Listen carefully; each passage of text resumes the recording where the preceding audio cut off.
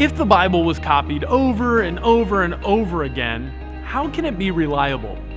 The English Bible you read today is a translation from Hebrew, Greek, and Aramaic. The translators use copies of the original documents or autographs. That's what theologians call the original writings of people like Moses, King David, Matthew, Mark, Luke, and John, Paul, and the other penmen that wrote the Bible. To our knowledge, none of the original documents or autographs remain today. Today, there are over 5,000 ancient complete copies of the New Testament. Wouldn't it stand to reason that, like a game of telephone where one person passes a message to another and then to another and another, that these copies were being made and the message or what was written in them would change over time? Wouldn't the translation we have of the Bible today be basically unreliable? The simple answer to this question is no. In fact, the large amount of copies of the Bible actually give the Bible more credibility, not less.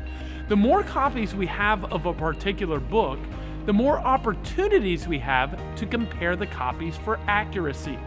Also, the closer in time those copies were written to the original documents, the fewer chances there would be for error. We rely on the historical accuracy of ancient texts that have far less verifiability than the Bible. Take a look at this chart. Here are many other ancient texts that historians consider to be reliable records of historical data.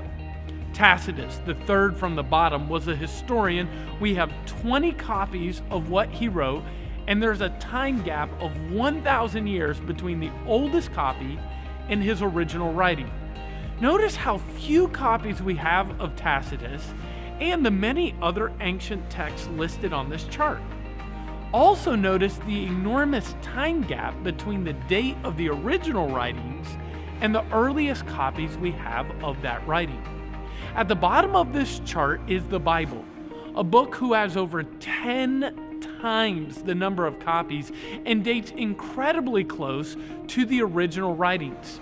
Some fragments of the Bible we are finding today are only 20 years after the writing.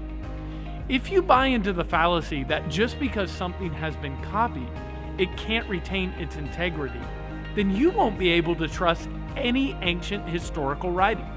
The fact remains, the Bible is not just an accurate ancient document, it is the most verifiably reliable ancient document that we possess in the 21st century.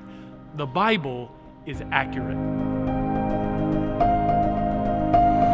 Thanks for watching The Curious Conversation. Do you agree or disagree?